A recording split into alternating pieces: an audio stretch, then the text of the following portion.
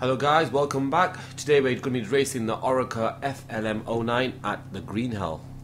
Yeah, I thought it'd be a good track to take it out on, simply because, you know, it is the sort of the Green Hell, and it's an endurance car, and you're talking about an endurance track, so, you know, I thought it'd be a good idea. Perfect combination. Yeah. Well, it's in theory. In theory, yeah. What I was going to say is, I don't know about you, but when it's an American car, I always look at the size of the engine, and when I see 6.2 litre, Yeah. it's about par, isn't it? Yeah, I mean, it's not really an American car per se, but yeah, it's got an American engine.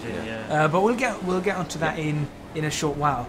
It was, I think, in fact, I think all of us just heard it straight away. We knew what engine it was. Yeah. All of us without actually looking it up. You've got a bit of a cough, haven't you? Yeah, so yeah, excuse me everyone, and apologies in advance. It's your turn. We've had you. Yeah. We've had you, and we've had me actually on other videos with the car. But yeah, this is, as you can see, it is an LMP car. An LMP, for those of you who don't know, you know, might follow other racing series or something, LMP stands for Le Mans Prototype. So you can imagine what track this is actually designed for. Yeah. Yeah, so... Yeah, we're not going to say what it is, it's a bit obvious. No. Oh, well, no, I think we all went quiet, I think we're waiting for somebody to say something. I was expecting you to come out with one of your comments like, Silverstone? I was thinking about it, but no. I'm not 100% so I'm not with it. But yeah, this is an LMP car for the Formula Le Mans Racing, which is actually a series that was founded in 2009. And that was actually a feeder series, so it's not actually a Le Mans track car per se. It was supposed to be a Le Mans style track car, which is actually fit the LMP prototype, you know, the whole Le Mans prototype design and everything. And it was designed to be a feeder series. Remember how we reviewed the Formula Renault 3.5 Yeah. a few weeks back? And that's a feeder series to F1. Yeah. This is a feeder series to LMP1 and LMP2, which is the top level of racing. So the car's sort of a bit more mellowed down, shall we say? In many ways, yes. In many ways. I think when I was driving it felt faster than an LMP2 car. It did, but it felt slower than an LMP1. So which one's the fastest? The higher the number, the faster they are? Yeah, the LMP1. It's sort of same as Formula, you know, 3.5 to 1. Formula 1 is obviously the fastest. I'm saying that now with inverted cars, because GP2 cars can potentially be faster than it now. So this is an LMP car, so what would LMP1 be the fastest then? Yes, this is just an LMP challenge car, feeder car. Right. But it does actually race in the LMP series. In fact, I think this has raced at Le Mans, and I'm pretty sure I saw a couple of these in the Le Mans race this year. Or at least cars very, very similar to this. But they all look very similar, don't they? They do, yeah. They do all have similar looks, but this was sort of the budget car, because it's like one of those value for money's, you know, a really good car, but cheap. So it's not the most powerful, it's not the fastest, but it does a good job. It gets you going and gets you sort of into the series, trained up, all that kind of stuff. So that's what it was. I think before we rattle on too much, we're gonna end up forgetting about the specs, aren't we? Yeah. Well, so should we start with the weight? Might as well. Yeah, it's 900, almost just under a ton, 900 kilograms. So it's heavier than a Formula 1 car, as I sort of go off, but we'll explain why I've been going off. I go off a lot on this lap, I will say. I do go off a lot on the first lap. Difficult car to handle, isn't it? Not per se. Is that your word of the day today, per se? Yeah. Because you said it 4 times now. Yep. Actually, I'm Okay. going to count that. I think it was that, but I think that was the third. Okay, third. Okay. But, yeah. Right. Next week it's going to be ergo. Right, okay. Per se, now let's go back to it. Oh, great. Right, okay, so back to the specs. 450 horses at 6,000. I mean, it's not High revving engine. Yeah, I mean, It's not that high quite revving. shocking, that I is, mean, right? the other thing about it is that if you work that out as a, you know, power to weight ratio, you're only looking at about 500 bhp per ton, which really isn't that much. You're sort of talking maybe just over Ferrari territory, to be honest. And this is a Le Mans. And this is a Le Mans car. So what other cars? What would they be then? The Le Mans, would they be a bit more then? I think some of the Le Mans cars, depending on which, because obviously you've got all those different classes, because Le Mans are multi-class. You got GT3 cars racing in there, and GTE class, and GT2 and GT1. Well, I think the GT1's been sort of retired now. And then you've got these LMP cars racing. In the LMPs, I think probably the most you'll probably get is about 600 bhp per ton. something like that. So would it'd probably be a similar engine but lighter. Would they weigh the same? The chassis would they weigh around the same weight, the 900 kg? No. Perhaps a bit lighter. Yeah, I was Maybe lighter. Probably, yeah, because maybe obviously 100. the weight thing is the main thing, isn't it? Yeah. But obviously you've got all the regulations and all that. Le Mans quite interesting on that. But obviously the other thing though is because it is a Le Mans car, you want it to have torque out of corners. Yeah. So we're looking at 600 Newton meters of torque, and that comes in at not sort of at a high rev range either. It's a bit lower, which is 4,000 RPM, which isn't too bad, but it does kind of show that this car wants the mid-range. Question: is this NA or Naturally turbo? aspirated. Ah. It's a naturally aspirated V8 engine, 6.2 litre, so it's a big American brute engine. It's the LS3 Corvette engine, which is actually the same engine that you see. It's a General Motors engine. It was actually in the 2008 Corvette, and it is an engine I think all three of us do quite like. Yes. I mean, I do remember. There you go. I'm about to cough as well. Have you called it off me? Yeah, I think already? so. I think so. But it is a nice engine. It's a nice roaring engine, and it sounds good, and it's good fun. Do we know its rev limit? Yeah, I think it's 7.5. Yeah.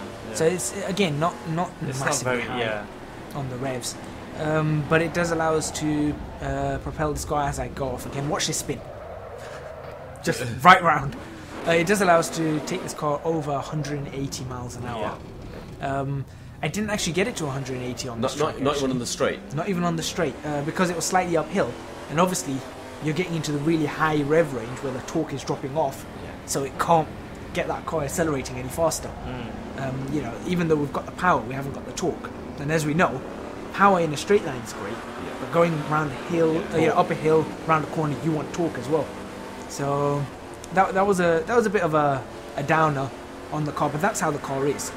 But it is quite light, and it is based off an LMP2 car, which is the Oreca Courage LC75. So it's got the same kind of chassis, carbon fibre. Obviously, I think we've been driving a lot of carbon fibre cars lately, and Kevlar. So this car is, in theory, bulletproof. But you know what? It's carbon fibre, and it weighs 900 kilograms. It's quite heavy, isn't it? It is got to be a heavy engine. It is on. That's what I was going to say. The engine must, It's got to be It a is an heavy American engine. They generally are quite heavy, aren't Yep, they? as I crash it again and almost flip myself over. But it's got a 6-speed sequential gearbox, so paddle shifters. Where's the engine stored? The front or back? Grazing. Back. Yeah. Yeah, and it's a 6-speed gearbox. It's actually made by X-Track, which, if any of you used to watch Rally, you might recognise that company, X-Track. They used to make gearboxes for the rally cars, the Group A rally cars. And actually, more recently, they made what did they make? The engines for the Cosworth the gearboxes for the Cosworth engines on the Formula 1 cars in 2010, something like that. And they also had a partnership with Mercedes, and they actually I think they still make the gearboxes for the Mercedes. So it's a very, very renowned company. It's well known and in the engineering world, and it's a really good company. British based as well. So obviously I think that's why Mercedes are partnered with them, because they were quite nearby. And something to mention is the brakes. Strong brakes, Brembo reinforced carbon disc brakes. Wow. Yeah.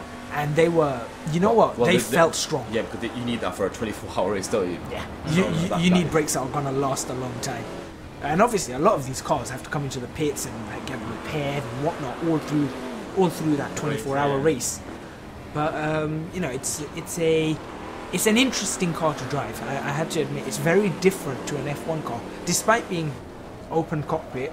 It is closed wheel though, as you can see. What we'll say is, what you can see on the small camera. You can tell it's a Corvette, even though they all look very similar. It's got that. If you look at the back, you can tell it's a Corvette. Yeah, I think I know what you mean. Apart from the fact that it's bright yellow, yeah, it's a bit of a giveaway, but it's a Corvette, and I think they've done quite well. Yeah. I'm not talking about the modding, I'm talking about just the general car itself. I think the bodywork must have been influenced by Chevrolet in some way. I mean, if they were supplying the engine, I'm guessing the back of the car had to have something. And probably wanted to make a few features look a bit like the Corvette. Yeah, exactly. And that is actually quite interesting, because this car is part of a 3-car pack. Okay. And the other 2 cars that come onto this are 2 Corvettes. Corvette Daytona prototypes. As I spin it at 160 miles an hour. I almost caught that as well. Lose it there? Oh, we'll get to that in the next lap. We will get to that in the next lap. I swear that was a straight. No, actually it was slight kink. And on the Slight King, there's the curb. Now, normally I touch that curb in most cars. But you didn't. No, I did. Oh, you did. And that's where this. Now here, I have no idea. I honestly have no idea. You just love hitting the walls, don't you? It was an interesting. Was it because that crisp you dropped on the floor? Actually, no. I think you were calling me. Oh, okay. No, just blame it on him. No, but you know, it comes in three cars, and two of those cars happen to be Corvette Daytona prototypes, which actually we reviewed a long time ago, if you guys remember. Which one was it? The Corvette Daytona prototype. Oh, the blue and black one? Yeah, that's the one. Yeah, I remember. I drove that, didn't I?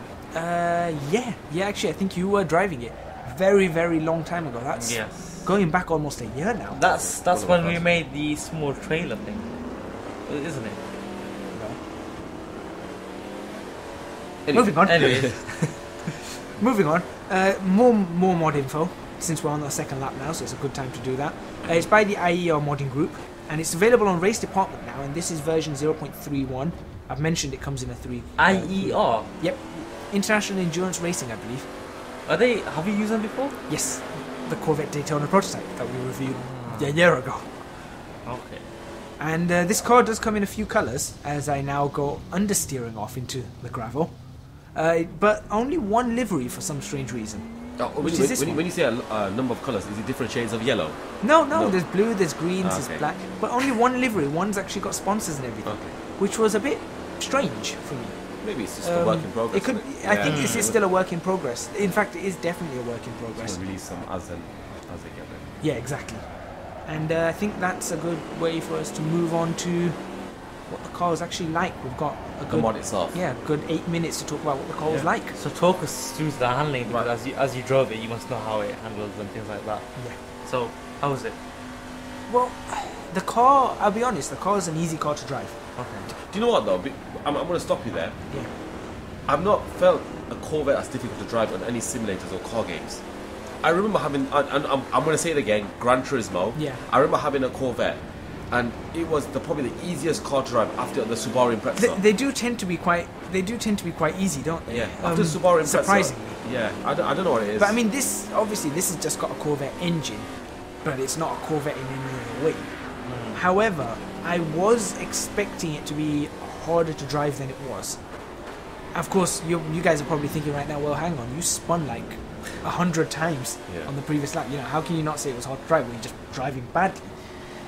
I'll be honest, there is a however on this. And the however is, the car was incredibly stiffly sprung. Now, I know, I've seen these cars race before. I know they bounce around a lot. They're very, very stiffly sprung. I didn't expect it to be that stiffly sprung. And it was that was causing a lot of my crashes. It wasn't the fact that I was, sliding out or anything. Can you change that around? You can change it around, you can. But I think it's still going to be a stiffly sprung car no matter what you do. No matter how many adjustments you make. Perhaps for the Nürburgring I should have, made them slightly softer. Soften them a bit, because obviously there's more bumps on this than there are on the Le Mans track. And for a smoother track then I would have, not done that. See what I mean though? There, I lost control, got it on the grass, but managed to get it right back on, no trouble. That's what I meant by easy to drive, but you've got to know how to drive it, if that makes any more sense. Right, so, where we go? Oh, shall we talk about the tyres? Yeah, actually, that's an interesting one. Because that obviously depends on the tyre, how obviously you're slipping around. That must have a say in how the tyres work. Yeah, I mean, again, the tyres, what I noticed, and I noticed this especially at the start of the second lap, was you needed to really get the heat into them. And it wasn't easy to get. Some cars it's very easy to get heat into your tyres. For example, the Lotus T125, you can get those tyres up to 150 degrees. Easy. Is that the turboed one, the black one? No. Is there a tyre temperature gauge? No. No, there isn't. No, well, there is, but I don't have it on. Might be worth having it for this car. Yeah, it'd be worth looking at. But what I'm trying to do is I'm trying to get a feel of trying to not rely on any of the instruments. Yeah, any of the apps. That's it. That's what I call apps. Simply because I prefer without it. The only reason I leave them on is for obviously for you guys, the viewers, so that you guys can see a bit more. But I think it was something that you had to get a feel of, and I felt that the rear tires obviously were heating up faster, but the front tires you couldn't really get heat into them. especially after you're coming down a long straight, you felt like they had lost temperature. And it was an interesting feeling, because for a car to lose temperature that quickly, as I do go off again, it's odd. It is odd, but I suppose it's fairly realistic as well. I'll tell you what, I've been talking about the brakes, because you're mentioning the brakes are pretty good, but there is one flaw with them. Yeah, there is a flaw, and they already know about this, and they are going to fix this in the next version. And that's if you went to ABS 1, the brakes sort of didn't work. I don't know what went wrong with it. I think there must be some sort of configuration error, but the brakes actually just don't work properly, or in fact at all. Yeah. But otherwise, I would recommend running this with ABS on at a higher level, and just hit the brakes, and they stop the car quick. And sometimes you're doing a really high speed, and you really want to get in the brakes, and you put your foot all the way down, and you're going to get lockups and stuff. But it just slows down so quickly. It was surprising. How was the downforce on the car now? Obviously, it's got the engine in the back, and it's a very technical track. So how was the downforce? Well, what you're referring to there with the engine at the back is you're looking more at mechanical balance and mechanical grip. Yeah. The car is nicely balanced. I think straight outright you could feel it was a nicely balanced car. But I was surprised with the aerodynamics. They're not very complicated, but the amount of downforce that the car was producing was impressive. I was really, really impressed with it. And I actually was taking corners slower because I didn't expect the car to be able to hold on, but it held on so easily. Yeah. I'm just going to move on to the modelling of the car and how the mod is actually implemented the actual model. Yeah. I looked at pictures of this car and compared it to what it is in real life to this, and I'll tell you what, they've done a really good job. I'm looking at the spoiler, the lights, the angles, interior, that the yellow LCD screen, everything is just it's pretty much spot on, isn't it? It is spot on. It's probably one of the best model cars. And I think that goes the same for textures. However, the problem with textures was that, as you can actually see, just on the left of the ignition, there's a bit of glitching out there. And there's a few little glitches here and there, but I think it's still something that they're going to work on. I think it's probably in the beta stage. Yeah, exactly. Per se. That doesn't work. That was the wrong time to use it. Okay. It's a prototype. Okay. Right. Okay. But that was well. It's a prototype. But the other thing that I think we've already mentioned, the sound. At the start, I think it's fantastic. Brilliant, sounds. Absolutely. Almost bang on, 100%. You know it's a Corvette or Chevy, but it's. I think the only other bit that really is to mention, we've talked physics. The car did bottom out a bit, which I think because it's just such a low car, it does tend to bottom out. But again, it's really easy to drive. But the last thing for us to really mention would be the level of detail. It's not actually got all those level of detail models, so it does drop your frames at the moment. They will optimize that obviously, and when they do, you're going to get much better frame rates, and obviously you're also going to be able to do races. I think some people, if you did races in this, you're going to end up tanking your frame rate. So I would avoid doing races in this for now. But I think that's all the bits. Right. Modding? Rating the mod. I'm going to do something different this time. I'm only going to give it a grade for its looks, its modelling, and for its sound. Okay. I'm going to give it a solid 9.5 for that. Alright. I'm going to give it a model of, I'd say, 8, and the sound, I'd say 9.5 as well. I really like it. I'm going to give the model a 9. I'm giving the sounds a 9. The physics and textures, I'm going to give an 8.5. Textures, because obviously there's glitches there. Physics, I think they just need a little bit more work. It just felt just slightly off. And like I said, the model almost perfect. Yeah, we don't have a calculator, so we can't work out the exact. Well, if I worked that out, that was an 8.8, I think. Yeah, 8.8. Yeah. So we'll give it an 8.8, and I think that's where we'll end it. We will leave the download link in the description box below. It's a fairly good car, worth trying. So I do recommend you guys pick it up. Thank you very much for watching. Please remember to hit the like button if you like this video. Subscribe to our channel for more videos on Assetto Corsa. And next week, hopefully, we get to review the start of the Dream Pack 2. We look forward to seeing you then.